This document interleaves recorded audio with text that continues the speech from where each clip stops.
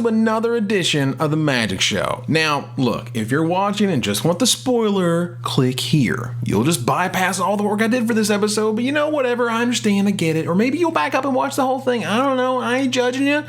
Anyway, you're still here. Let's talk about taking extra turns in Magic, shall we? In the beginning, there was Time Walk, and it was good. It was stupid good, way too good. Magic design had a habit in its early days of having insanely overpowered and undercosted spells, and this is a really nice example. But hey, everyone loves taking extra turns, right? Many spells over the years have allowed you to take extra turns, starting with Time Walk, but also Time Vault. But after they learned those spells were completely busted, Magic didn't see another Time Walk as in the effect until Mirage, in the form of Final Fortune. Big risk, big reward. It was a fun card, but it wasn't overpowered. It was also renamed Last Chance for Starter 99 and Warrior's Oath for Portal 3 Kingdoms. The first recosted Time Walk was printed in Tempest as Time Warp. This card remains awesome, even at 2.5 times the original rate. Reprinted as Temporal Manipulation in Portal 2nd Age and Capture of Jingzhou in Portal 3 Kingdoms. Now in Urza's Saga we had Second Chance, which had a clause for your extra turn. This get an extra turn but jump through a hoop is now a classic design choice for these types of spells. In Mercadian Masks, because they screwed up so bad with Urza's block, everything had to suck to right the ship, we have arguably the suckiest Time Walk ever in Magistrate's Scepter. These days, at least we have stuff like Proliferate to add more counters, but nope, back in the day, it was 12 mana and 3 turns just to get another one. Gross. It wasn't until Judgment where we saw new riffs on taking extra turns. Seed Time stuck it in and broke it off for those blue mages, you know, because you really wanted to see their face when it resolved. Nice brainstorm you got there.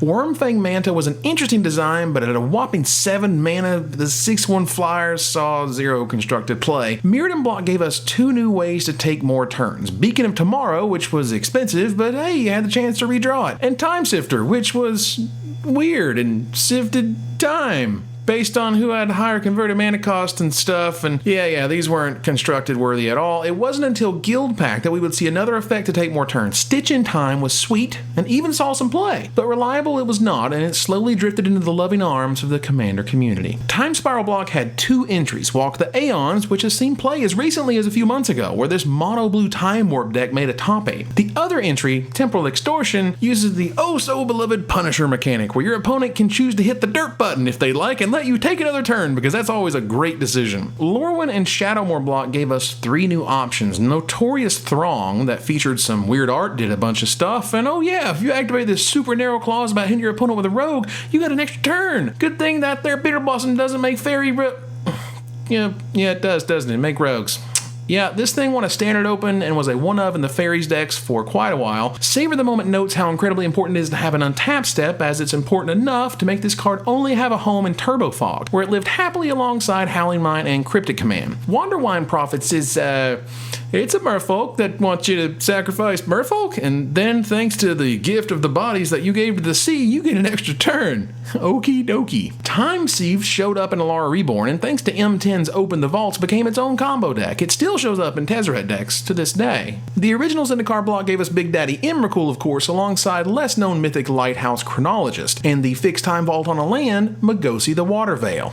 Now remember that Waterveil, alright? It's going to be important here in a little bit. Innistrad Block got everyone on the hype train when Temporal Mastery showed up. I tell you what, Legacy players lost their minds. Oh my god, Sensei's Divine Topless equals, oh my god, pull the fire alarm, we all gonna die! And then it did crap in Legacy, but it was pretty awesome in Standard. It saw play in Wolf Run, Ramp, and Miracles decks that included Bonfire of the Damned and Terminus. Can you believe that Bonfire was up to $55 at one point? I know. When we went back to Ravnica, Rouse Eric was giving you 0 turns when you were the unlucky duckling, while Search the City is just a big bag of awful. Is this worse than Magistrate's Scepter?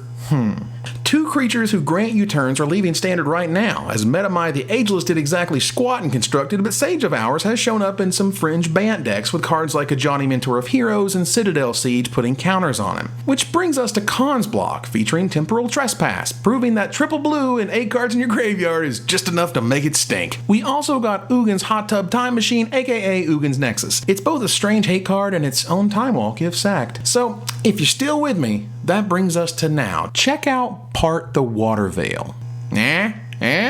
Did I not tell you that Waterveil was going to be important? Because what we have here is a pretty freaking sweet time walk, because this one can give you 6 sixes. Yeah! Yeah, it's 9 mana to do that, but we're going to be getting a lot of extra mana thanks to the Eldrazi Scions, ramp cards like Hedron Archive, not to mention silly ramp spells like Nissa's Renewal. You think you can't get to 9 mana in this format? How powerful is Nissa Vastwood Seer again? Remember when I said she was going to be the most powerful, but it obviously ended up being Jace because Jace is always friggin' bananas? Yeah, well, I was close, whatever. This card is exciting because either you just get a free turn, or you turn your Lumbering Falls or your Shambling Vent into an unstoppable force, then untap and hit them in the face with it. And so what if you draw it early? With Jace being nuts as usual, just loot it away and then let Jace Telepath Unbound flashback a friggin' Time Walk with Awaken in the late game. Card, super sweet. Love this thing. Thanks much to Wizards for giving me this one and you for watching. Battle for Zendikar spoiler season is well underway. I'll be doing my spoiler show soon along with my complete set review with Brad Nelson. So until next time, Magic players, this is Evan Irwin, tapping the cards so you don't have to.